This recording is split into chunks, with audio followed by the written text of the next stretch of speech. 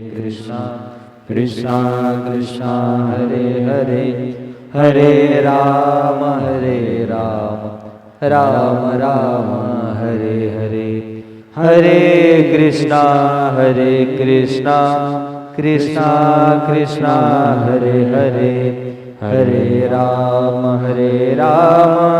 राम राम हरे हरे हरे कृष्णा कृष्णा कृष्णा हरे हरे हरे राम राम राम हरे हरे हरे कृष्ण. श्रावण मास चालू झालेला आहे. श्रावण मासामधला दुसरा दिवस. तर हा चातुर्मासामधला पहिला महिना आहे श्रावण. तर असं सांगितलं जाते की 4 महिने जे आहेत हे फार पवित्र आहेत. तर याच्यामध्ये काय करायला पाहिजे, भगवंताची भक्ती करायला पाहिजे जास्तीत जास्त. आणि हा पहिला महिना, तर पहिल्या महिन्याचं नावच आहे श्रावण.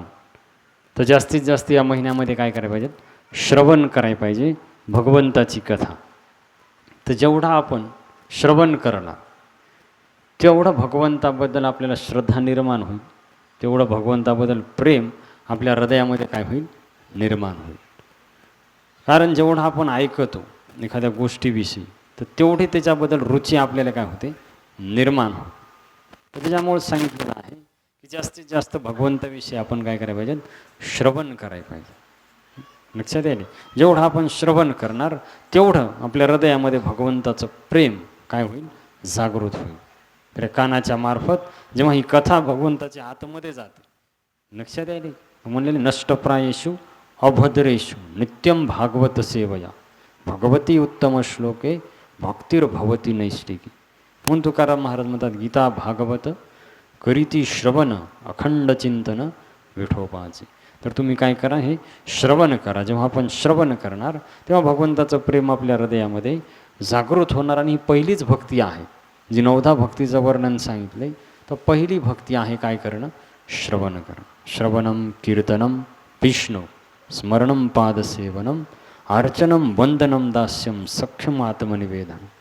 तर त्याच्यामुळं पहिल्यापासूनच श्रावण महिन्यामध्ये कथा आपल्या इकडे लावतात, लक्षात येईल. पण आता कलियुगामुळं हळूहळू लोक विसरत चालले की हे जे पहिले लावायचे तर 2 तास कथा चालायची, लक्षात येईल. हरिविजय, रामविजय, पांडव प्रताप, भक्तिविजय, तर हे जुने ग्रंथ आहेत. तर हे कथा ऐकून काय व्हायचे, लोक पवित्र व्हायचे. आणि भगवंताची कथा जेव्हा ऐकत होतं हृदय काय होते, शुद्ध होते, हृदयातली घाण निघून जाते. कानाच्या मार्फत जेव्हा आपण कथा श्रवण करतो तर कथेची महिमाच अशी आहे की जेव्हा कथा आत जाते तर आपलं हृदय काय करते, शुद्ध करते. भगवंताचं गुणगान त्या कथेमध्ये सांगितलेलं असतं. तर अशी ही दिव्य कथा पूर्वी चालायची. पण आता जसं जसं कलियुग वाढायले तरी चांगल्या चांगल्या गोष्टी कमी कमी होत चालल्या आणि वाईट गोष्टी वाढत चालल्या. हा कलियुगाचा प्रभाव आहे. तर त्याच्यामुळं आपण या कलियुगाचा प्रभाव आपल्यावर पडू द्यायचा नसेल तर आपण या ग्रंथाच्या सोबत राहायला पाहिजे, यांचं वाचन करायला पाहिजे, यांचं श्रवण करायला पाहिजे. कारण कलियुग किती वाढतं, हे जे ग्रंथ आहेत याच्यामध्ये कलियुग नाही, हरिनामामध्ये कलियुग नाही, कथेमध्ये कलियुग नाही, धामामध्ये कलियुगाचा प्रभाव नाही, लक्षात येईल. तर हे आपण जेव्हा आपण याच्या संपर्कामध्ये येऊ तर आपल्यावर पण कलियुगाचा प्रभाव पडणार नाही, जेव्हा आपण नाम जपणार, लक्षात येईल. म्हणून म्हणले कलिकाळ ते अशी नपा हे दृष्टी. जेव्हा हरिनाम आपण घेणार तर आपल्यावर कलियुगाचा प्रभाव पडणार नाही. तर कलियुगाचा प्रभाव कोणावर पडणार, जो हरिनामापासून दूर आहे. नामासी विन्मुख तो नर पापिया, लक्षात येईल. तर हे आहे. तर अशा प्रकारे आता सर्वांची इच्छा झाली की आपण महिनाभर कथा श्रवण करावं, लक्षात येईल. आता आपल्या इच्छेनं काही होत नाही, बऱ्याच गोष्टी आपल्याला वाटते आशा भाव, पण शेवटी आले देवाजीच्या मना तिथे कोणाचे चाले ना.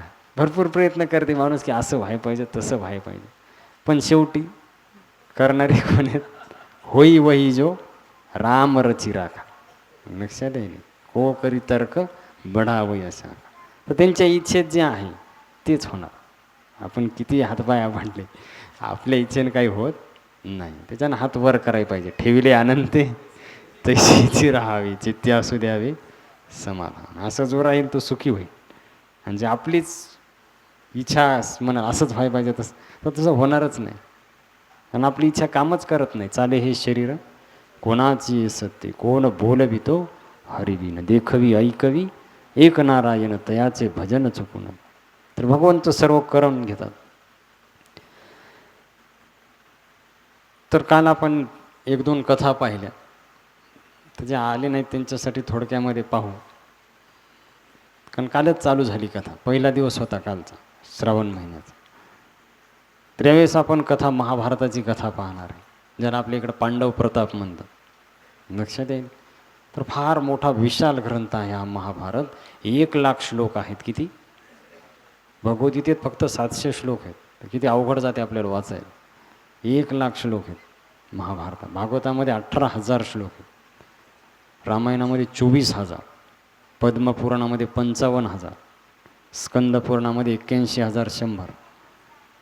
तर सर्वात जास्त आहेत महाभारतामध्ये. लक्षात आहे. फार विशाल ग्रंथ आहे महाभारत. तसं भागवतामध्ये स्कंद आहेत, 12 स्कंद. रामायणामध्ये कांड आहेत, 7 कांड. तसंच या महाभारतामध्ये 18 पर्व आहेत. काय आहेत? पर्व, विभाग, 18 विभाग, आदी पर्व. तर अलग अलग त्या याच्यामध्ये भीष्म पर्व, स्वर्गारोहण पर्व, तर असे अलग अलग कर्ण पर्व. तर त्या पर्वामध्ये अलग अलग कथा आहेत आणि अध्याय भरपूर आहेत. फार मोठा ग्रंथ आहे हा महाभारत. तर या महाभारताची ज्यावेळेस रचना केली व्यासदेवांनी, तर त्यांना वाटलं की प्रत्येक जणाला याच्यामध्ये अधिकारी, स्त्री शूद्र कोणी असू द्या, तो प्रत्येकजण महाभारत ऐकू शकते, वाचू. वेदामध्ये सर्वांना अधिकार नाही. वेदांना अधिकार दिलेला आहे की ते फार व्यक्ती पवित्र पाहिजे, ब्राह्मण पाहिजे, तोच व्यक्ती त्या वेदाला समजू शकते. पण हे रामायण, महाभारत, भागवत हे असे ग्रंथ आहेत की सर्वांसाठी खुलं केले. सकळाशी येथे आहे अधिकार, सर्वजण या, यारे यारे लहान थोर, तर प्रत्येकजण हे करू शकते. लक्षात येईल. तर आपण काल कथा पाहिली की नैमिषारण्यामध्ये सूत गोस्वामी बसलेले आहेत आणि 88,000 ऋषी, शौनकादी ऋषींनी त्यांना प्रश्न विचारला की आम्हाला महाभारताची कथा सांगा. लक्षात आहे. तर त्यांनी सांगितलं हीच कथा महाभारताची वैशंपायन ऋषीनं जनमेजयाला सांगितली होती यज्ञामध्ये.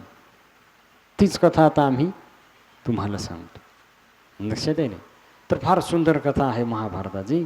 तर काल आपण पाहिलं की कशा प्रकारे या महाभारताच्या कथेमध्ये प्रसंग आला धौम्य ऋषी आणि त्यांचे 3 शिष्य. तर पहिल्या शिष्याचं वर्णन पाहिलं आपण की पहिला शिष्य जो होता तो होता आरुणी. तर आरुणी जो आहे, त्या आरुणीला आज्ञा केली गुरुनी, धौम्य ऋषीनं, की बाळा तू जाय आणि शेतामध्ये असा दांड वाहायला पाण्याचा, तर तो साईडनं पाणी चालले, तर तू काय कर, ते पाणी आपल्या शेतात कलव. आरुणीनं सांगितलं धौम्य ऋषीने. तर त्यांनी विचार नाही केला कसं कलवायचं आणि काय, सरळ तो गेला आणि त्यांनी भरपूर प्रयत्न केले ते पाणी शेतामध्ये आणण्याचा. पण एवढा पाण्याचा वेग होता की काही जरी ठेवलं तर ती माती वाहून जाऊ लागली. तर शेवटी आरुणीने काय केलं, बा गुरुची आज्ञा आहे. मग तो स्वतः आडवा पडला दांडामध्ये. लक्षात येईल. आणि तो आडवा पडल्यामुळं काय झालं, पाणी शेतामध्ये जाऊ लागलं. आता पाणी ज्यावेळेस शेतामध्ये जाऊ लागलं, आता याला वाटलं मी उठाव तर पाणी पुन्हा बाजूला जाणार, मग तो उठलाच नाही. संध्याकाळ झाली. गुरु म्हणले आरुणी कुठे, धौम्य ऋषी म्हणले. तर ते म्हणले बाबा तो भिजवाई गेला होता, तो काय वापस आलाच नाही. यानं वाटलं काय झालं काय नाही. तर ते स्वतः शोधण्यासाठी गेले आरुणी. आवाज देऊ लागले, बाळा आरुणी कुठे तू. ज्यावेळेस गुरुचा आवाज ऐकला त्यांनी होकार दिला की मी इथं आहे. तर त्यांनी पाहिलं की तो आडवा पडलाय दांडाने. तर एवढे प्रसन्न झाले धौम्य ऋषी. मग किती आज्ञा पालन, एकदम छोटा आहे आरुणी, पण आज्ञेचं पालन केलं गुरुचे. त्यांचा प्रभाव काय झाला, गुरुने उठवलं आणि आरुणीच्या डोक्यावर हात ठेवला आणि सांगितलं, बाळा तू एवढी गुरुभक्ती आहे एवढ्या लहानपणी, मी तुला आशीर्वाद देतो, न वाचता सर्व शास्त्र तुझ्या हृदयामध्ये प्रकट होईल. न वाचता, हे पहा गुरुची कृपा, न वाचता सर्व शास्त्र तुझ्या हृदयामध्ये काय होईल, प्रकट होईल. त्याच्यामुळेच म्हणले की संताच्या गुरुच्या कृपेनं काही बी होऊ शकतं. मोकम करोती वाचान. एकदम मूर्ख व्यक्तीला पण ज्ञान प्राप्त होऊ शकते जेव्हा गुरुची संतांची काय होते. अशा किती घटना, एकच नाही. संत एकनाथ महाराजाचं जीवनचरित्र पाहतो तर गावबा नावाचा एक होता व्यक्ती की जो फक्त ढोरं चारायचा, त्याला बाकी दुसरं काहीच नाही, काही माहीत नाही, आणि पुरणपोळी खायचं, दुसरं त्याला काही माहीत नाही. पण एकनाथ महाराजावर एवढी श्रद्धा होती तर बाकीचे शिष्य हसायचे, काय याला काय कळते, त्याचं नावच ठेवलं पुरणपोळा. एवढे त्याला पुरणपोळी आवडायची की त्याचं नाव ते विसरून गेले, त्याचं नावच ठेवलं पुरणपोळा. लक्षात आहे. मी संतांच्या कृपेचं सांगायला की एकदम मूर्ख व्यक्तीला पण ज्ञान काय होऊ शकते, प्राप्त होऊ शकते. तर त्या गावबाला सर्वजण हसायचे, पण एकनाथ महाराजावर त्याची दृढ श्रद्धा होती. जे सांगतील एकनाथ महाराज ते सर्व तो एकदम व्यवस्थित करायचा. आणि मग काय झालं, भावार्थ रामायण लिहित होते संत एकनाथ महाराज. तर भावार्थ रामायण लिहिता लिहिता अर्ध झालं, आणि आता संतायला कळते त्यांचा मृत्यू, आपल्याला माहीत नाही, आपल्याला माहीत केव्हा मरणार आपण कोणालाच माहीत, पण संतायला त्यांचा मृत्यू कळते कधी मरणार. एकनाथ महाराजाला कळालं आपला टाईम झालाय जाण्याचा. तर त्यांनी सर्व शिष्यमंडळी बोलवलं, म्हणले अंतिम उपदेश केला त्यांना आणि म्हणले मी आता जाणार आहे. तर सगळे शिष्य म्हणले महाराज तुम्ही गेल्यावर रामायण कोण लिहिलं, अर्धच लिहिलंय तुम्ही, असा अर्धवट ग्रंथ कसा सोडून जाता येईल. तर म्हणजे ते राहिलेलं रामायण हा गावबा लिहिल. तर सगळे हसू लागले, म्हणे काऊन महाराज थट्टा करायला, आज्याला वरण आवडत नाही, भात नाही, भाजी नाही, फक्त पुरणपोळी खाते, त्याला काही माहीत नाही पुरणपोळी शिव, ते कसं रामायण लिहिल. तर त्यावेळेस एकनाथ महाराज म्हणले त्याची माझ्यावर दृढ श्रद्धा आहे आणि तुम्ही तुमची तेवढी श्रद्धा नाही. तर सगळा विश्वास आहे श्रद्धेचा, भावाचा, प्रेमाचा. भक्तीमध्ये काय महत्त्वाचं आहे माहिती आहे का, श्रद्धा, भाव, भक्ती, प्रेम, हे बाकीच्या गोष्टी महत्त्वाच्या नाही. तो किती दिवसाचा आहे, त्याचं किती वय आहे, त्याच्याकडे किती संपत्ती आहे, काही नाही, तो कुठं राहते काही नाही, की त्याच्यात किती श्रद्धा आहे, किती म्हणून म्हणले भाव बळे आकळे एरवी न कळे, भावेवी न देव न कळे निसंदेह, गुरुविना अनुभव विसाकळे. तर त्या गावबाला म्हणले की हा लिहिल म्हणे याच्यावर याची माझ्यावर दृढ श्रद्धा आहे. तर हसू लागले, बा गुरु सांगायले तरी त्यांनी विश्वास वाटला. एकनाथ महाराज सांगायले की बाबा याची दृढ श्रद्धा आहे, पण त्यांना विश्वास वाटा नाही त्या लोकांना. तर म्हणले काही हरकत नाही, पण महाराज म्हणे तर होईल. आणि मग एकनाथ महाराजांनी शरीर सोडत ते निघून गेले आणि त्यांच्या मस्तकावर हात ठेवला गावबाच्या. तर पूर्ण ज्ञान हृदयामध्ये प्रकाशित झालं, जसं आता अरुणीच्या हृदयात प्रकाशित, कोणाच्या, त्या गावबाच्या. आणि आहिलेलं अर्ध रामायण त्या गावबांनी लिहिलं. आता जे आपण वाचतो ना भावार्थ रामायण, तर अर्ध त्या लिहिलेलं आहे की ज्याला अक्षर बी माहीत नाही. हे आहे गुरुकृपेचा प्रभाव, लक्षात आहे ना. तर तसं त्या अरुणीवर कृपा झाली धौम्य ऋषीची, म्हणजे तुला न वाचता सगळं शास्त्र तुझ्या हृदयामध्ये काय होईल, प्रकाशित होईल. ही आहे गुरुकृपा. आता काय झालं की अशा प्रकारे दुसरा एक शिष्य होता उपमन्यू नावाचा. तर या उपमन्यूची काय कथा आहे, तर उपमन्यूला सेवा दिली होती धौम्य ऋषीनं गायी चारण्याची. तर तो गायी चारायचा आणि यायचा घरी. तर गुरूंनी पाहिलं धौम्य ऋषी की हा एकदम तयार दिसायला आहे, गायी चारायला पण तयार आहे माणूस. काय ना का. तर ते म्हणले की बाळा तू एवढा कसं काय तंदुरुस्त आहे. तर म्हणले गुरुदेव मी भिक्षा मागतो आणि खातो. त्याच्यात अरे म्हणले असं कसं काय, गुरुला अर्पण केल्याशिवाय काय खाता येत नाही, उद्यापासून मला अर्पण करायचं. तर त्यांनी काय केलं, भिक्षा मागितली आणि जेवढी भिक्षा होती तेवढी गुरुला अर्पण केली. आता काय झालं की परत 8 दिवसांनी पाहिलं तर जशाल तसाच, त्यात काही फरक पडला नाही उपमन्यूमध्ये. तर धौम्य ऋषीनं परत बोलवलं, असं कसं काय म्हणते, न खाता तू कसं काय तयार. तर म्हणले गुरुदेव तू भिक्षा तर सगळी मला द्यायला, मग तू काय खायला. ते म्हणे मी डबल जातो भिक्षा मागाय, आज्ञेचं उल्लंघन नाही म्हणे तू. अरे म्हणले हे चुकीचं आहे म्हणे, एकदाच भिक्षा मागाय पाहिजे, डबल भिक्षा मागणं चुकीचं आहे. भिक्षा मागणं बी त्यांनी बंद केलं. आता भूक तर लागायली, लहान आहे ना, भूक लागायली, पण आज्ञा बी मोडं ना गुरुची. कशी गुरुची कृपा होती. आता काय झालं मग की या उपमन्यूला आदेश दिला की भिक्षा मागायची नाही. आता यांनी विचार केला तर काय करावं, भूक लागली, जंगलात गेला गाई घेऊन. ते पाहिलं वासरं दूध प्यायलेत, ते एका वासराला बाजूल केलं, यानंच प्यायलं. तर मस्त गाई शांत होत्या, हाच पिऊ लागला दूध. तर आता दूध म्हणल्यावर तर तयार झालं पहिल्यापेक्षा जास्त. तर गुरु म्हणले, अरे हे तू पहिल्यापेक्षा तयार झाला. म्हणले तू काय खायला बाळा? तर म्हणले, गुरुदेव मी भिक्षा मागणं काय नाही, पण जंगलात गेल्यावर गाई बसल्या की दूध प्यायलो. अरे म्हणले, ते दूध वासऱ्यासाठी आहे, तुझ्यासाठी थोडं आहे, पिऊ नको म्हणले दूध. म्हणले जशी आज्ञा गुरुदेव. आता दुसऱ्या दिवशी दूध बी प्यायचं नाही, गुरुची आज्ञा नाही, मग काय करावं? आता त्या वासरं प्यायले त्याच्याकडे पाहायला. तर त्याने विचार केला, दूध प्यायला नाही सांगितलं, फेस प्यायला काय हरकत आहे? तर फेस येऊ लागला, दूध ज्यावेळेस पिऊ लागले तर फेस येऊ लागला साईडनं. यानं फेस प्यायला सुरुवात केली. तयार. पुन्हा धौम्य ऋषी म्हणले, बाळा तुला काय फरकच पडत काय करायला तू? तर म्हणले, गुरुदेव मी दूध पिईन. मग काय प्यायला काय म्हणे तू? म्हणजे ते वासराचा फेस जे ते साईडनं ती प्यायला. म्हणजे वासरं मुद्दाम सोडत असतील तुझ्यासाठी, ते चुकीचं आहे म्हणले, नाही प्यायला पाहिजे. आता मग दुसऱ्या दिवशी निघला वनामध्ये गाई चाराय. आता भूक लागेल, लहान आहे ना, भूक लागेल. त्याला वाटलं तर काय खावं काय नाही, फार भूक लागली. पण गुरुची आज्ञा आठवली, भिक्षाही मागायची नाही, दूधही नाही, फेसही नाही. आता काय करावं त्याला काही सुधरण. तर जाता जाता त्याला ते रोईचिकाचं झाड दिसलं एक, ते आहे ना हनुमानजीच्या गळ्यात लटकवतात ते, त्याला दूध राहते माहिती ना तुम्ही, ज्यावेळेस पान तोडतो आपण. तर त्याला वाटलं हे मस्त दूध आहे.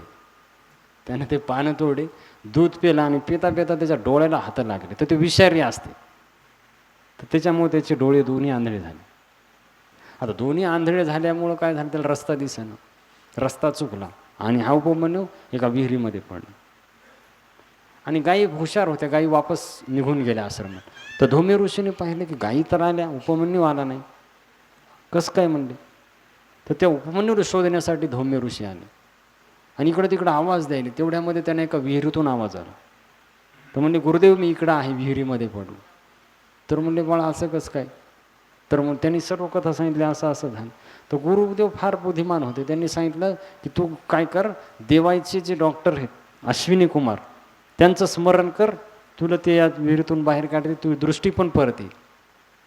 तर त्यांनी अश्विनी कुमाराचं स्मरण केलं आणि लगेच अश्विनी कुमार प्रकट झाले आणि ते एक प्रसाद घेऊन आले. म्हणे हे प्रसाद खाय, तू काय होशील, रोगातून मुक्त होशील आणि तुझे डोळे परत येतील.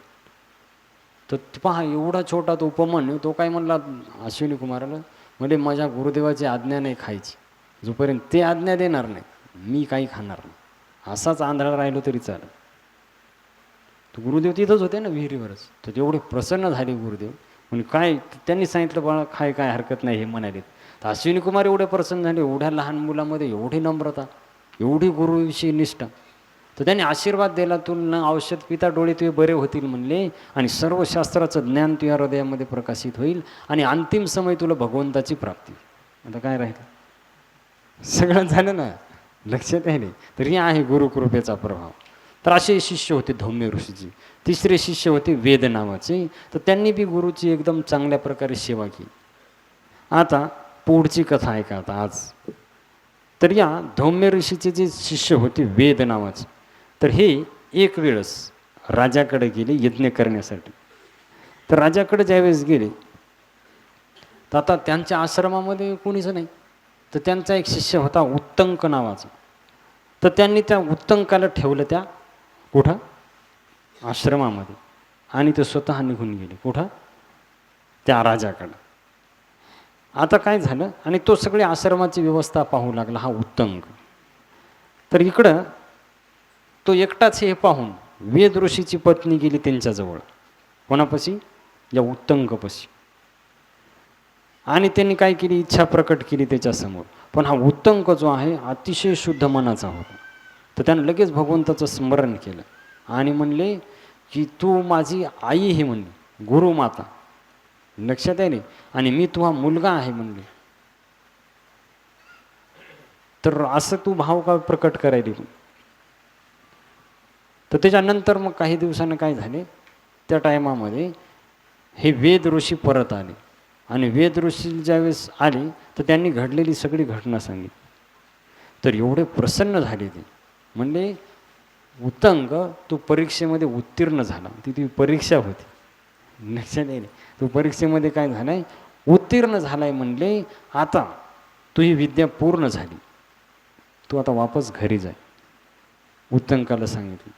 तर उत्तंक म्हणला की हे गुरुदेव, मी घरी जाईल, पण माझी अशी इच्छा आहे की घरी जाण्याच्या अगोदर तुम्हाला काहीतरी गुरुदक्षिणा द्यावं.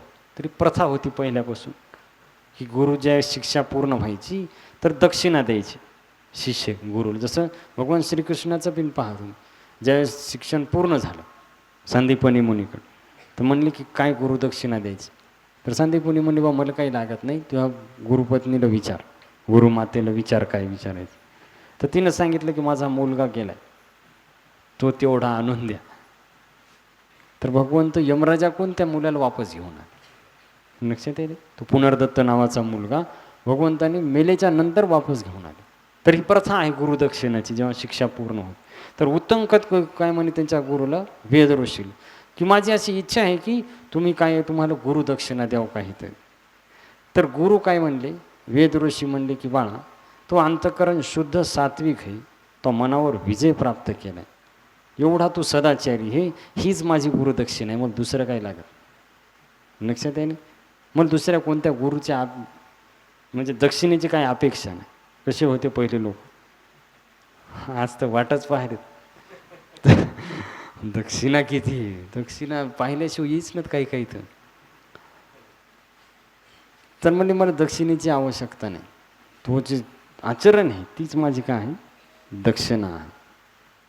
त्यावेळेस उत्तंक काय म्हणला की गुरुदेव, काही ना काही द्यायशिवाय म्हणले माझ्या मनाला समाधान वाटणार, आणि एवढ्या दिवस तुम्ही मला शिकवलं, सगळं परिपूर्ण केलं, तर माझी अशी इच्छा आहे की तुम्ही काहीतरी गुरुदक्षिणा द्या, विनंती केली त्याने.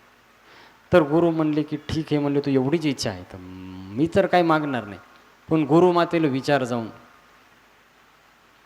ती जर काही मागितलं तर तू आनंद, ती माझी गुरुदक्षिणा असं समज. तर मग हा उत्तंक गुरुमातेपाशी गेला, गुरुमातेला प्रणाम केला. तर प्रणाम केल्याच्या नंतर तर उत्तंकाने विचारलं की माते, काय सेवा करू मी तुझी, काहीतरी मला सेवा सांग म्हणे एखादी तरी, माझी फार इच्छा आहे गुरु दक्षिणा द्यायची, पण गुरु काय स्वीकार करणं, त्यांनी मला तुझ्याकडं पाठवले, तर तू सांग काहीतरी. तर ज्यावेळेस असं म्हणले कोण, उत्तंक, तर ती गुरुमाता काय म्हणली की बाळा, मी सध्या एक व्रताचं उद्यापन करायचं, तर त्या दिवशी मला कानामध्ये कुंडल घालायचे, कानामध्ये काय घालायचे, कुंडल घालायचेत म्हणले, आणि ते दिव्य कुंडल त्या राजाच्या पत्नीपाशी आहेत, तर तेवढे कुंडल मला आणून दे, मला दुसरं काही लागत नाही. आता विचार करा, राजाच्या पत्नीच्या कानातले कुंडल आणणं इतकं सोपं आहे का, दुसरं काही लागत नाही म्हणे, तेवढं मला आणून दे. म्हणजे किती अवघड आहे, इतकी सोपी नाही गुरुदक्षिणा आहे. आता काय झालं, गुरुच्या पत्नीनं आदेश दिला, आता हे खुश झाले, ते काही नाराज झाले नाही, ठीक आहे बघ, कमीत कमी मागणी तरी केली काहीतरी दक्षिणेची, लक्षात आहे नाही. आणि मग हा उत्तंक कुंडल आणण्यासाठी राजाकडे निघाला, राजाकडे. तर वाटेत जाताना ही गोष्ट तक्षकाला कळाली, तर त्यानं भरपूर परेशानी केली उत्तंकची, वाटत जाण्यामध्ये भरपूर अडचणी आणल्या, जाऊच देणं केलं तो राजाकडे. पण हा एकदम दृढ निश्चय होता, मी काही करून ते कुंडलं घेऊन येणार, लक्षात येणे. तर त्यांनी काय केलं, ते परीक्षा पार पाडली दिलेली वाटेमध्ये, दिव्य परीक्षा त्याची. त्यावेळेस मग तो राजाकडे गेला, आणि राजाकडे गेल्याच्या नंतर राजाला विनंती केली की हे राजन, माझी काही इच्छा नाही, पण माझ्या गुरु मातेची इच्छा आहे की तुमच्या पत्नीच्या कानातले कुंडलं, राणीच्या कानातले कुंडलं त्यांना व्रताचं उद्यापन करण्यासाठी पाहिजे, तर तेवढे तुम्ही द्या. तर मग राजा म्हणे ठीक आहे, काही हरकत नाही. तर राणी, तू म्हणले की तू राणीकडे जाय, ती देईल तुला काय द्यायचं. आणि हा उत्तंक राणीपाशी गेला, आणि राणीपाशी गेल्याच्या नंतर त्यांनी सांगितलं की असं असं आहे की माझ्या गुरुमातेनं कानातले कुंडलं सांगितले, तर तू दे, लक्षात आहे ना. तर त्यावेळेस राणी म्हणले की ठीक आहे म्हणले बाळा, मी कुंडलं देते, पण एक लक्षात ठेव, या कुंडलाच्या मागं बऱ्याच दिवसाचा तक्षक आहे, पण ते माझ्या कानात असल्यामुळे त्याला नेता येणार, पण जेव्हा हे तुझ्याकडे जाते तर कधी बी तो नेऊ शकते, एवढं लक्षात ठेव. कारण त्याच्यामुळे तो विघ्न टाकले होते त्याने येताना, कारण त्यानं ते कुंडलं पाहिजे. पण त्या राजाच्या पत्नीत त्याची हिंमत होईना राजाच्या तिथं जायची. पण म्हणली जेव्हा मी तुझ्याकडे देईन तर तो कधी आक्रमण करून ही कुंडले घेऊन जाऊ शकतो, तर तेवढं सावध राहील. पण असं त्यानं सांगितलं कोणी, त्या राजाच्या राणीने, लक्षात आहे ना, तर तू सावध राहे म्हणून. आणि मग ते दोन्ही कानातले कुंडलं काढले राणीनं आणि त्या उत्तंकला दिले. आणि मग उत्तंकनं काय केले की आपल्या वस्त्रामध्ये ते कुंडलं बांधले आणि तो जाऊ लागला कुठं, इकडं आपल्या गुरुमातेकडं. तर जाता जाता त्याला वाटेमध्ये तहान लागली. आता तहान लागल्यामुळं काय झालं की त्याने ते उत्तर जे आहे ते थोडं साईडला ठेवलं आणि मधात पाणी पिऊन आला. पाणी पिण्यासाठी आतमध्ये उतरला. तर त्याच टायमामध्ये तक्षक तर वाटच पाहून होता की केव्हा कुंडला हा बाजूला ठेवते.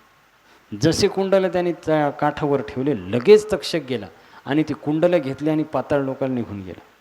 आता किती अवघड झालं, पाताळ लोकाला गेला डायरेक्ट ते कुंडलं घेऊन. आता याला आवाज आला थोडा, ते कुंडल हे घ्या, पण तोपर्यंत तो तक्षक गेला.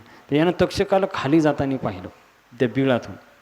तर हा पण तेजस्वी सर्व एवढे विद्या प्राप्त केलेला होता, सर्व गुरुची कृपा प्राप्त, हा काय साधारण नव्हता उत्तंक.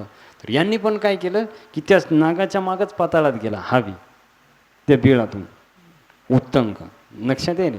आणि ज्यावेळेस पाताळामध्ये गेला तर फार हे केलं आणि तक्षकाकडून ते कुंडल वापस घेतली. म्हणले बाबा हे माझ्या गुरुमातेला द्यायचे, मी हे तुला देऊ शकत नाही म्हणले. आणि मग तो उत्तंक ते कुंडलं घेऊन वापस आला आणि आपल्या गुरुमातेला ते कुंडलं दिली, लक्षात आहे ना. तर ती कुंडलं ज्यावेळेस पाहिली तर एवढा आनंद झाला, कारण किती दुर्लभ गोष्ट भेटली ती गुरुपत्नीला. ती अतिशय आनंदी झाली आणि तिनं आशीर्वाद दिली की कल्याण हो बाळा तू. गुरुनं पण आशीर्वाद दिले कोणाला, उत्तंकला. आणि मग हा उत्तंक राजाकडे आला, जन्मेजय. आणि जन्मेजयाला सांगितलं की राजन, काही चूक नसताना म्हणे तक्षकानं मला त्रास दिला. पण कशी कथा आहे, उगाच सर्पयज्ञ झाला नाही. ही आता मूळ कथा चालली महाभारतामध्ये. आपल्याला माहिती आहे फक्त सर्पयज्ञ केला जन्मेजयानं, पण का केला त्याचं कारण इथं सांगायला. तर त्या तक्षकाने मला काही कारण नसताना त्रास दिला म्हणले एवढा, आणि माझ्या गुरु मातेच्या सेवेमध्ये अडचणी आणली. तर म्हणले आता मी तर काय करू शकत नाही, मी ऋषी आहे, पण तुम्ही त्याला योग्य ती शिक्षा द्या. जन्मेजयाला सांगितलं कोणी, या उत्तंकन. आणि त्यांनी सांगितलं की हे जन्मेजया, तू हे वडील परीक्षित याला कोण मारलं, विसरला म्हणे तू, यांनीच मारले म्हणे या तक्षकाने. तर तू आता चांगली शिक्षा दे त्याला. एक काम कर म्हणे, यज्ञ कर आणि यज्ञामध्ये सगळ्यात सर्पाच्या आहुत्या दे. राग आला त्या उत्तंकला, काही कारण नसताना मला काय केलं या सर्पाने त्रास दिला, लक्षात आहे. तर तू यज्ञ कर म्हणणे आणि त्याच्यात त्या तक्षकाची आहुती दे. तर जन्मेजयाला तो विचार पटला, ठीक आहे म्हणे, काही हरकत नाही, जेव्हा योग्य वेळ येईल मी तो यज्ञ करीन. आणि इकडं हा रुरू नावाचा जो एक हे होता, तर तो च्यवन ऋषीचा नातू होता. तर एक दिवशी काय केलं की त्याच्या पत्नीला एका सापानं दंश केला या रुरूला. तर त्यावेळेस तिचा मृत्यू झाला. तर त्यावेळेस त्याच्या पत्नी मेल्यामुळं हा रुरू फार दुःखी झाला. रुरू ऋषीचं नाव आहे रुरू, लक्षात यायले ना. तर त्याला फार दुःख झालं. तर त्याने यमाची प्रार्थना केली, यमराजाची, की म्हणले बाबा माझी पत्नी तुम्ही का मारली, तिचं आयुष्य संपलं होतं, काय झालं होतं, साप डसला म्हणले मेली ती, तर तुम्ही तिला जिवंत करा म्हणले. काही तिचं आयुष्य संपलं नाही का नाही, सापाने विनाकारण मारून टाकलं म्हणले त्याला. यमराजाची फार प्रार्थना, जसं सत्यवान सावित्री तशी प्रार्थना केली त्याने, यमराजाची फार स्तुती केली. तर यमराज प्रसन्न झाले. ठीक आहे म्हणे, काही तुझी इच्छा आहे म्हणे, माझी एकच इच्छा आहे, माझी पत्नी जिवंत करा. आता यमराजाला काही बोलता येईल ना. तसं सत्यवान सावित्रीच्या कथा, आता याच्यात आहे ती कथा, पुढे येईल, महाभारतामधलीच कथा आहे. तर त्यांनी काय केलं, आता काही माग म्हणले, तर ते मागितलं की माझ्या पत्नीला काय करा, जिवंत करा. यमराजाचा नाईलाज झाला आणि वचन दिल्यामुळं यमराज म्हणले ठीक आहे तथास्तु म्हणले, आणि त्यांनी पुन्हा जिवंत केलं या रुरू ऋषीच्या पत्नी, लक्षात आहे. तर पहा, या कथा तुम्हाला ध्यानपूर्वक ऐकावं लागतील तेव्हा समजतं. थोडं जर लक्ष इकडं तिकडे गेलं कुत्र्याकडं तर कथा दुसरीकडे जाईल. मग काय चाललंय कथेत, मग काय डोक्यावून जाईल. हे काय आपल्या रोजच्या कथा नाहीत, त्या बाकी पाठ आहेत आपल्या रामायण भागवत. आता हे नवीन कथा आहे महाभारत, तर तुम्हाला ध्यानपूर्वक ऐकावं लागेल तेव्हा समजा. लक्ष दे, नाही तर मग इकडं तिकडं लक्ष गेलं की लगेच कथा पुढं जाणार, आणि पुढं गेली की तुम्हाला काही कळणार नाही मग कोणीकडे चालली. नवीन रस्त्यानं किती ध्यानपूर्वक जावं लागतं. हे रस्ता चुकला की मग परेशानी होती पुन्हा वापस येईल. तर त्याच्यानं जरा ध्यानपूर्वक ऐका, कळलं का. डुकली पुन्हा मधात येऊ देऊ नका, कारण डुकली आली की कथा पुढं जाणार, आणि जेव्हा डोळे उघडतील तर मग नवीनच कथा चालू होईल.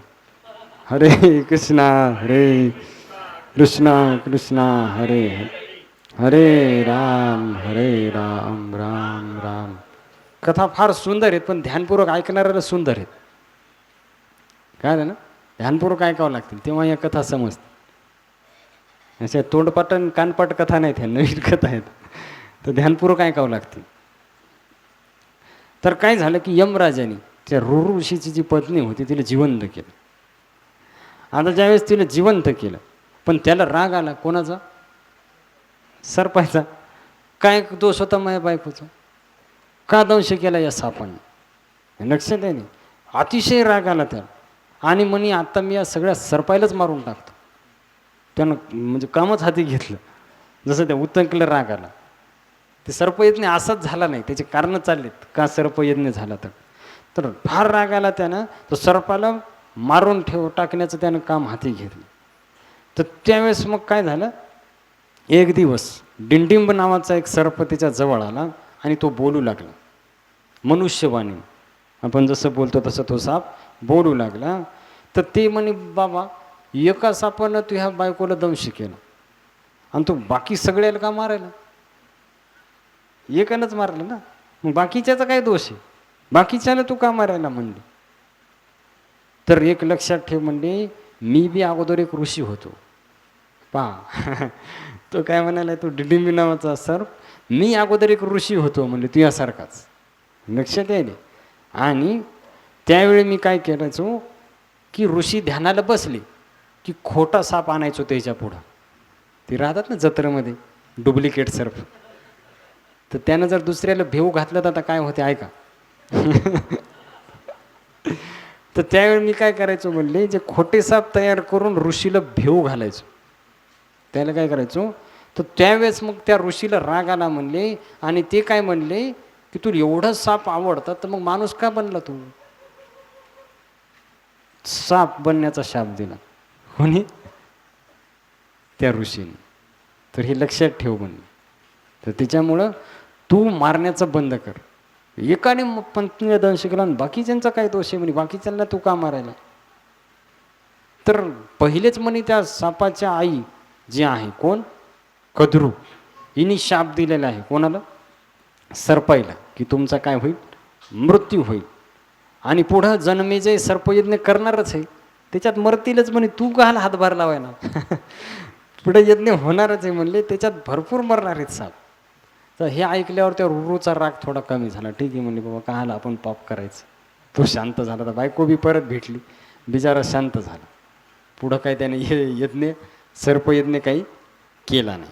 तर अशा प्रकारे पुढे ही कथा सांगू लागले सूत गोस्वामी. तर त्यावेळेस काय म्हणले सूत गोस्वामी, ही पान कसा आहे, अगोदर कथा वैशंपायन ऋषीनं जन्मेजयाला सांगितली, तीच कथा सूत गोस्वामी शौनकादी 88,000 ऋषीला नैमिषारण्यामध्ये सांगायली, भागवतासारखंच. लक्ष द्यायला, याची कथा दुसरे सांगायली. जसं शुकदेव गोस्वामीने सांगितलेली कथा परीक्षित महाराजांना, तीच कथा शौनकादी ऋषीला कोण सांगायली, सूत गोस्वामी. तर लक्षात आहे, नैमिषारण्यामध्ये. तर अशा प्रकारे त्यांनी गुरुभक्तीच्या थोड्या कथा सांगितल्या. कोणाला, कोण कोणाला सांगायला लक्षात यायला ना, शौनकादी ऋषी गुरुभक्तीच्या थोड्या कथा सांगितल्या. तर त्यावेळेस ते म्हणले की आता कद्रू, विनता आणि गरुड यांची कथा मी सांगतो ध्यानपूर्वक. हे फक्त अगोदर महाभारताचं हे चाललं सुरुवात, पुढं आता येईल महाभारत. लक्षात, ही सुरुवात चालू आहे अगोदर. तर मग म्हणले प्राचीन काळची गोष्ट आहे की कश्यप ऋषीच्या 2 पत्न्या होत्या. एकीचं नाव होतं कद्रू आणि एकीचं होतं विनिता. तर या दोघी पण आपल्या पतीची मनोभाव सेवा करायच्या, दोघी बी एकदम. पण कसं होतं आता पहा, दोघीमध्ये बी मत्सर होता, सवती मत्सर, 2 पत्नी असल्यामुळे, लक्षात आहे. तर सवती मत्सर होता. तर कश्यपापासून काय झालं, कद्रूला भरपूर पुत्र होतील असं सांगितलं, आणि विनीताला फक्त 2च पुत्र होतील असं सांगितलं होतं. तर त्याच्यामुळं काय झालं, काही काळाच्या नंतर कश्यप ऋषी तप करण्यासाठी वनामध्ये निघून गेले, आणि इकडं कद्रूला भरपूर मुलं झाली. लक्षात आहे नाही, कद्रू म्हणजे कोण लक्षात येईल, सापाची आई, आणि विनिता पक्ष्याची आई. तरी सर्व सृष्टी कशी तयार झाली ही भागवतामध्ये येते वर्णन. हे कश्यप ऋषीची ज्या पत्न्या आहेत त्याच्यापासूनच त्या सृष्टीचं काय आहे पुढं विस्तार झालेला आहे. आता काय झालं, कद्रूला भरपूर मुलं झाली, आणि विनितेला फक्त एकच मुलगा झाला, आणि तो बी झाला पांगळा, पाय नाही काय नाही. आता म्हणले काय करावं, आता या अशा लेकराला काय करावं, काहीच नाही, पायही नाही काही नाही. आता ते म्हणले की मला तो पैदाच का हाल केलं, त्याला लय राग आला. हातही नाही, पांगळा म्हणजे कोणत्याच कामाचं नाही ते, पाय नाही काय नाही, कुठं चालता येईना काय नाही. तर त्याला एवढा राग आला, त्यानं माईलाच शाप दिला. लक्षात आहे. तर त्याचं नाव ठेवलं होतं अरुण. त्यानं काय शाप दिला की तू कद्रूची दासी होशील म्हणे, आणि जो दुसरा मुलगा तुला होईल तो तुला दास्यातून काय करील, मुक्तता करील. तर असं सांगितलं त्याने. तर त्याचप्रमाणे मग काही दिवसाच्या नंतर विनिताला दुसरा पुत्र झाला. तर दुसऱ्या पुत्राचं नाव होतं गरुड. लक्षात येईल. तर गरुड कुणाचा पुत्र आहे, विनिता. तर दुसरा पुत्र झाला. तर अशा प्रकारे, आणि इकडं काय झालं होतं, एक दिवस या दोघी जणी सूर्यदेवाचा रथ पाहू लागले. लक्षात येईल. तर त्या रथाला घोडा लावलेला होता, त्या घोड्याकडे यांचं लक्ष गेलं सहज. आता इकडं इंद्रदेवाला काय झालेलं होतं, शाप मिळाला होता. हे पहा, आता एकातल्या एक कथा येणार, काही भागवताच्या कथा महाभारतात येणार, रामायणातले बी येऊ शकतात, कारण महाभारत फार मोठा ग्रंथ आहे. तर आता इथं समुद्रमंथनाची कथा येईल. सुद गोस्वामी समुद्रमंथनाची कथा सांगायला कोणाला, शौनकादी ऋषी. तर म्हणले इंद्रदेवाला एकदा शाप मिळाला, आणि त्याचं सारं वैभव संपत्ती सर्व समुद्रात डुबून गेली. तर ते वैभव पुन्हा मिळवण्यासाठी इंद्रदेव भगवान विष्णूपाशी गेले, आणि विष्णू भगवंताला विनंती केली, कळलं का, की प्रभू काहीतरी उपाय सांगा, सगळं आमचं डुबलं पाण्यामध्ये, काहीच शिल्लक राहिलं नाही. तर भगवान विष्णू म्हणले, पहा एकच उपाय आहे, तुम्ही दोघं एकत्र या, देव आणि असुर, आणि दोघांनी मिळून समुद्राचं मंथन करा, तर तुझी संपत्ती तुला पुन्हा प्राप्त होईल. दुसरा काही उपाय नाही. संपत्ती तर भेटलच, अमृत पण भेटल. किती आनंदाची गोष्ट आहे. संपत्ती भेटल आणि काय भेटल म्हणजे अमृत पण भेटल. तर ज्यावेळेस अशी विनंती केली, भगवंतांनी आदेश केला, सांगितलं इंद्रदेवाला की तू अशा प्रकारे करा. आता मग काय केलं, देवानी दानवानी मिळून, आता ही भागवतामध्ये आपण ऐकलेली ही कथा, समुद्राचं काय केलं, मंथन सुरू केलं सर्व. आता ज्यावेळेस मंथन सुरू करायच्या टायमात त्यांनी काय केलं, मंदार पर्वत जो आहे त्याला रवी बनवलं, आणि वासुकीला दोरी बनवलं. तर राक्षसांनी काय केलं, तोंडाच्या बाजूने धरलं, आणि देवानी शेपटीच्या. आणि जसं आपण रवी फिरवतो तसं ते दोघं काय करू लागले, त्या समुद्राचं नावच काय आहे, समुद्र मंथन. आता समुद्राचं मंथन करायला किती हे लागेल, एवढा मोठा समुद्र ढवळायचा म्हणजे. आणि ज्यावेळेस त्यांनी सुरू केलं तर लगेच पर्वत खाली डुबला, कारण आधार नाही, पाण्यामध्ये काय टिकणार आहे, एवढा खोल समुद्र. तो पर्वत डायरेक्ट पाण्यात डुबला. तर सगळे परेशान झाले, आता काय करावं. भगवान विष्णू प्रार्थना करू लागले, देवा प्रभू मंथन कसं होईल. तर मग भगवंतांनी एक अवतार धारण केला. कोणते अवतार होता तो, कूर्म अवतार, कासवाचं, भल्या मोठ्या कासवाचं रूप घेतलं, आणि तो पर्वत वर घेऊन आले, जो डुबू लागला पाण्यामध्ये. तर वर घेऊन आले भगवंत, तो कूर्म अवतार आहे. तर वर घेऊन आले, आणि त्याच्यानंतर मग परत मंथन चालू झालं. समुद्राचं मंथन करायला काय झाली, सुरुवात झाली. तर ज्यावेळेस मंथन सुरू झालं, एकदम समुद्र ढवळू लागला. तर पहिल्यांदा हलाहल नावाचं विष प्रकट झालं. काय झालं, समुद्रामधून हलाहल नावाचं विष प्रकट झालं. तर ज्यावेळेस विष प्रकट झालं तर सगळीकडे ते त्याचं प्रभाव पसरू लागला. विषाचा प्रभाव आपल्याला माहिती आहे, ज्यावेळेस फवारतो तर कसा प्रभाव पडतो. विष आहे ना ते. सर्वाला हे वाट लागलं, आता वाट लागलं की ते मंथन दूरच राहील, अगोदर आम्हीच जातो का. देव असुर सगळेच परेशान झाले, म्हणजे आता आपला मृत्यू निश्चित आहे. तर त्यावेळेस भगवंतांनी सांगितलं की तुम्ही शिवजीची उपासना करा, शिवजीला प्रार्थना करा, ते भोलेनाथ आहेत, लवकर प्रसन्न होतील आणि तुमचं संकट काय होईल, दूर होईल. मग सर्व प्रार्थना करू लागले. कर्पूर गौरम करुणावतारम संसार सारम भुजगेंद्रहारम सदा वसंतम हृदयारविंदे भवम भवानी सहितम नमामि. तर हे भोलेनाथ या लवकर आमच्यावर काय करा, कृपा करा, नाही तर आमचा काय होते, मृत्यू होते. सर्व देवही प्रार्थना करेत, असुर बी प्रार्थना करायत. तर त्यावेळेस शिवजी प्रकट झाले तिथं जिथं समुद्र मंथन चालू होतं तिथं. आणि प्रकट झाल्याच्या नंतर जे हलाहल विष पसरलेलं होतं, विचार करा, ज्याचा एक थेंब पेला तर माणसाचा काय होते, मृत्यू. वाचायचे विषयच नाही, एक थेंब, एवढं किती भयंकर ते विष असत. तर शिवजीने काय केलं की अशी ओंजळ धरली, विशाल रूप धारण केलं, का नाही एवढं विष प्यायचं, ओंजळ धरली आणि ते पूर्ण विष, जसं आपण पाणी पितो तसं ते विष काय केलं, पिऊन टाकलं. पण नंतर त्याने विचार केला की जर मधात घ्यावं तर भगवंत सर्वस्वचाहम हृदिसन्य विष्णू, तर मधात त्रास होणार. आणि आता बाहेर बी टाकतं, तोंडात घेतल्याच्या नंतर ते विचार करायला येतं, मधात घ्यावं तर त्रास होणार, बाहेर फेकावं तर लोक मरणार. मग शिवजीने एक उपाय केला की ते कंठामध्येच धारण केलं. काय केलं, कंठामध्ये धारण केलं. लक्षात आहे. आता ज्यावेळेस विष एखादा व्यक्ती पिते त्याचं शरीर कसं पडते, निळं पडते का नाही. आता शिवजीचा रंग आहे कसा, पांढरा, कर्पूर गौरम करुणावतार. पण ते विष पेल्यामुळे त्यांचा कंठ कसा झाला, निळा झाला. शिवजीचं एक नाव काय पडलं, निळकंठ. त्यामुळेच आरतीमध्ये म्हणलेलं आहे पहा, देवदैत्य सागर मंथन पै केले, त्या माझी अवचित हलाहल उठले, ते त्वा शूरपणे प्राशन केले, नीलकंठ नाम प्रसिद्ध झाले. तर अशा प्रकारे शिवजीने ते संकट दूर केलं. परत मंथन चालू झालं, समुद्र मंथन परत चालू झालं. त्याच्यानंतर अप्सरा निघू लागल्या, त्या स्वर्गलोकाला निघून गेल्या. लक्षात आहे.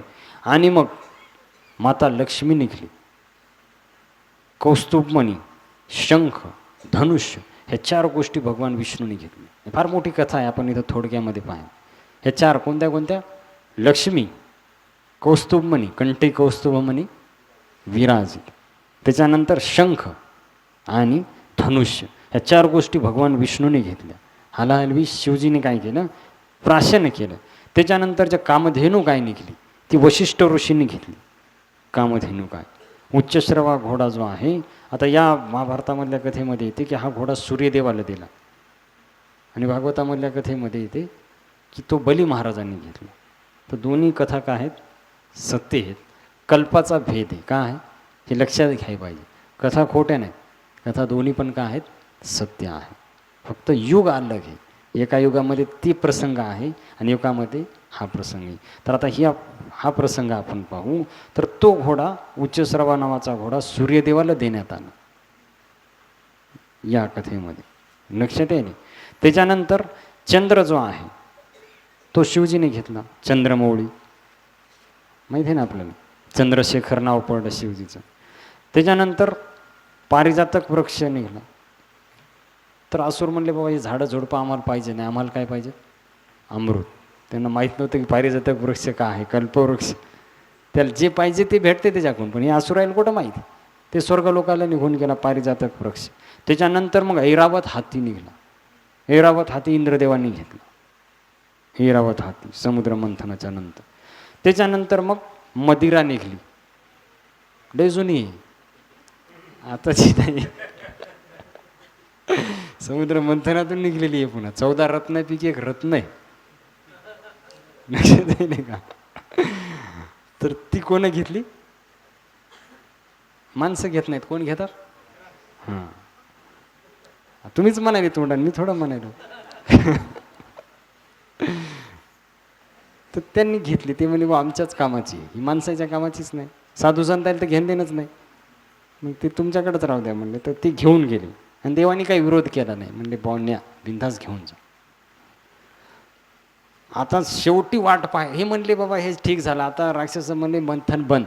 अरे काय झाडं झुडपं दगडं निघाले, आम्हाला पाहिजे अमृत. अमृत येईच ना म्हणले, दुसराच पसारा बाहेर यायलाय. तर त्यावेळेस म्हणले बा आता धीर धरा, आता अमृतच येणार आहे. सर्वजण मंथन सुरू करा. आणि मग एकदम जोरात ज्यावेळेस मंथन सुरू केलं तर लगेच भगवंताचा एक अवतार, 24 अवतारापैकी धन्वंतरी, तो अमृताचा कळस घेऊन बाहेर आला. त्याच्यावर लिहिलं होतं अमृतम कळसावर. लगेच राक्षसांनी वाचलं अमृतम. त्यांनी ते दिला सरप सोडून, ते मंथन सोडून लगेच तो कळस घेतला, गेले पळून. देव बसले डोक्याला हात मारून, मारे काय ज्याच्यासाठी सगळं केले ते गेलं कोणाकडं. पण ही मागं लागली नाही राक्षसाच्या. देव फार हुशार हो, हे तिथूनच प्रार्थना करू लागले. कोणाला? शांताकारं भुजंगशयनं पद्मनाभं सुरेशं विश्वाधारं गगनसदृशं मेघवर्णं शुभांगं लक्ष्मीकान्तं कमलनयनं योगिविद्यार्धनगम्यं वंदे विष्णू भवभयहरं सर्वलोकैकनाथं. तर हे प्रभो, तुम्हीच आता आम्हाला संकटातून वाचवा. श्री अनंता मधुसूदना पद्मनाभा नारायणा जगव्यापका जनार्दना आनंद घन विनाशा. तर सर्वजण प्रार्थना करू लागली की हे प्रभो, आता तुम्ही ज्या संकटातून दूर करा. तर भगवंतांनी पाहिलं की माझ्या आश्रयाला आले, आणि भगवंताचं वचन आहे जे त्यांच्या आश्रयाला जातं तर ते स्वतः जबाबदारी घेतात त्याचं रक्षण करण्याचं. सर्व धर्मान परित्यज्य मामेकम शरणं व्रज अहम त्वाम सर्व पापेभ्यो मोक्षयिष्यामि मा शुच. की जो माझा आश्रय घेते त्याचं रक्षण मी स्वतः करतो. योगक्षेमम वहाम्यहम. तर भगवंतांनी एक लीला केली, एक अवतार तात्काळ धारण केला मोहिनी नावाचा. तर मोहिनी अवतार ज्यावेळेस धारण केला तर तो एवढा दिव्य अवतार होता की सर्व असुर मोहित झाले. नावच भगवंताचं विश्वमोहिनी. सर्वजण, अवताराचं नावच काय पहा, मोहिनी, जे सर्वायला काय करतात, मोहित करतात. तर सर्व असुर काय झाले, मोहित झाले. आणि भगवंत तिथून जाऊ लागले. ते पाहिले नाही त्यांनी, तिथून फक्त जाऊ लागले. कुठून? जिथं हे भांडणं करू लागले. आता पहा राक्षस लोकांचा काय स्वभाव आहे, आता भेटलं तर मग प्यावं ना पटपट. पिलं एका नाही, हे त्याच्या हातातून लोजायले, ते त्याच्या हातातून, फक्त ओढाओढीच चालू होती. त्याच्यातच गेला घंटा. तवरक इकडं देवांचा अवतार प्रकट झाला मोहिनीचा. तर मोहिनी पाहिले तिथून हसत हसत गेली त्यांच्या पुढून. तर ते मोहिनीकडे पाहिल्यावर ते गेले विसरून सगळंच. असुर लोकांना काय, ते अमृत कळस तसाच हातातच सगळेजण पाहिलेत मोहिनीकडे. आता भगवंतच शेवटी ते सगळ्याला काय केलं, आकर्षित करून घेतलं. आणि म्हणले की बाबा तुम्ही का भांडणं करायले. आता बोलल्यावर तर सगळे हेच झाले ना लोक. हे तर म्हणले बाबा असं असं झालंय म्हणे, मंथन केलंय, हे झालंय. तर म्हणले अरे तुम्ही तर कश्यप ऋषीचे मुलं असे भांडणं करायले म्हणले, ही काय बरोबर नाही म्हणले. तर म्हणले बाबा त्यांनी बी मेहनत केली, मग काही काही जाईल भेटणं गेलं. ते राक्षस म्हणले त्याला बी द्यायला पाहिजेत. आता यायला माहीत होतं इकडे बी आपल्याला एरी भेटणार नाही. त्याला भेटलं थोडंफार तरी काहीतरी येईल आपल्या हिशाला. त्याला म्हणे वाटायला पाहिजे म्हणे त्यांनी बी काही काम केलं नाही का. तर मग म्हणले बाबा बरोबर आहे, सगळ्यांनी मेहनत केली. मग मोहिनी म्हणली ठीक आहे काय हरकत नाही, मग तुमची काय इच्छा आहे. मग आमची एकच इच्छा आहे म्हणे तो वाटाव सगळ्यात. नाही नाही म्हणे बाबा आपल्याला काय अनुभव नाही, मी केव्हा वाटलं नाही काही नाही. कोणाला कमी पडेल, कोणाला जास्त येईल, कोणाला भेटणार बी नाही. म्हणजे तू जे करशील ते आम्हाला मान्य आहे. पहा ते देव बिचारी मागायले तर त्यांना देईन, आणि याच्या हातात सगळं देऊन टाक, काही नाही असुर लोकांनी. आता भगवंत हसत हसत म्हणले ठीक आहे काय हरकत नाही, आता अमृत प्यायचं म्हणे, सगळेजण आंघोळी करून आणि पंक्ती बसवा. सगळ्यांना वाटते म्हणे मी. तर त्यांना वाटलं ठीक आहे काय हरकत नाही. आणि तुम्ही अलग बसा आणि देव अलग म्हणे. त्याची काय लायकी म्हणे तुमच्यात बसायची. अलग पहिले देवाला पहिलेच अलग केलं भगवंतांनी. राक्षस अलग, देवा अलग. आणि काय म्हणले आता हे एकदम हसून बोलायले, ते पागल झाले राक्षस लोक. तर भगवंत काय म्हणले की पहा सगळा ओरिजिनल माल खाली असते तर वरी पाणी पाणी राहत. तर मला असं वाटायलं की त्यांना पाणी पाणी ओरिजिनल तुम्हाला वाट, म्हणजे तू जसं करशील ते आम्हाला मान्य आहे, सगळं तू पे म्हणे, आम्हाला काय हरकत, फक्त पहाय आमच्या राक्षस लोक. तर असं म्हणल्यावर भगवंत म्हणे ठीक आहे काय हरकत नाही, आणि मग सर्वांना वाटायला सुरुवात केली भगवंताने. सगळे देव पंक्तीमध्ये 33 कोटी सर्वांना अमृत पाजायचे. तर तेवढ्यामध्ये त्या राक्षसामध्ये बी एक हुशार राक्षस होता, लक्षात आहे. तर त्यांनी काय केलं की राहू त्यांनी विचार केला, अरे हे यायला तर काहीच भेटत नाही, आता तळाला लागलाय तिकडं कळच नाही, हे परेशान आहेत पाहण्यामध्ये आणि हसण्यामध्ये, याच्यात आज अमृत संपून जाईल. लगेच त्याने देवाचं रूप घेतलं आणि सूर्य आणि चंद्राच्या मधात जाऊन बसला. हा राहू, लक्षात आहे. तर ज्यावेळेस दोघांच्या मधात जाऊन बसला आणि भगवंताने अमृत बी वाढत, भगवंताने एवढं लक्ष दिलं नाही. पण त्याला वाटलं देवाच्या पंक्तीत राक्षस का आली. पण या चंद्राने आणि सूर्यदेवाने पाहिलं होतं की हे राक्षस आहे, रूप बदलून देवाचा आला. तर जसं त्यांनी अमृत भगवंताने दिलं त्याच्या हातावर आणि त्यांनी पिलं, पण ते गळ्याच्या खाली उतरलंच नाही. लगेच चंद्र आणि सूर्य म्हणे, प्रभू हे देव नाही, हा राक्षस आहे. भगवंताने ते कळस फेकून देणार, लगेच सुदर्शन चक्र काढ, लक्ष दिले आणि गळा का तिथंच सगळ्याच्या समोरच ती मोहिनी रूप गायब आणि शंखचक्र गदा पद्मधारी रूप प्रगट केलं आणि त्या सुदर्शन चक्राने त्या राहूचा गळा कापला. आता ते अमृत पेल्यामुळं ते तोंड अमर झालं आणि ते 2-4 थेंब खाली बी पडले कापल्यावर बी, लक्षात येईल. आणि तिच्यामुळे ते धड पण अमर झालं. तर ब्रह्मदेवाने 2 ग्रह बनवले एकाच राहूचे, एक राहू आणि एक केतू. नवग्रहामध्ये एक धड आहे आणि एक फक्त खालचं म्हणजे वर मस्तक आहे. तर अशा प्रकारे ती कथा आहे. राहूला अमर केलं. त्याच्यानंतर भगवंतांनी काय केलं की ही देवाची युक्ती हे कळाली. तर असुरायला एवढं दुःख झालं, अरे म्हणले यांनी काय सगळं कपट केलं म्हणले देवानी, लय रागाला असुरायला. तर म्हणे ठीक आहे अमृत पेलं, मग काय झालं म्हणे, आम्ही काही कमी आहेत का, आता एवढं तर कळावं या येडे नेमकंच अमृत पिले. पण रागारागामध्ये म्हणे आम्हाला युद्ध करायचं आणि युद्धामध्ये सगळे राक्षस मेले, एक बी वाचलं नाही टोटल. कारण देवानी काय केलं होतं, अमृत पेलं होतं. आता इकडं पाहिलं शुक्राचार्याने की आपले सगळे राक्षस मेले. तर शुक्राचार्याला संजीवनी विद्या माहीत होती. काय ना संजीवनी विद्या एकमात्र पृथ्वीवर कोणाला माहीत होती, शुक्राचार्याला. पहिल्यांदा शिवजीला माहीत होती, शिवजीची उपासना केली कोणी, शुक्राचार्याने. त्यांच्याकडून ती विद्या प्राप्त केली शुक्राचार्याने. म्हणून त्यांनी काय केलं, पूर्ण राक्षसाईला परत जिवंत केलं, लक्षात येईल. तर अशा प्रकारे मग त्यांचं युद्ध पुन्हा सुरू झालं. तर ती कथा आता उद्या आपण श्रवण करू काय झालं पुढं.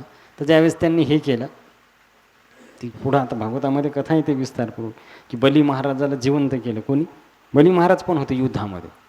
बली महाराजाला ज्यावेळेस जिवंत केलं तर मग बली महाराज काय करतात, पूर्ण स्वर्गाचं राज्य पुन्हा वापस घेतात, कळलं का.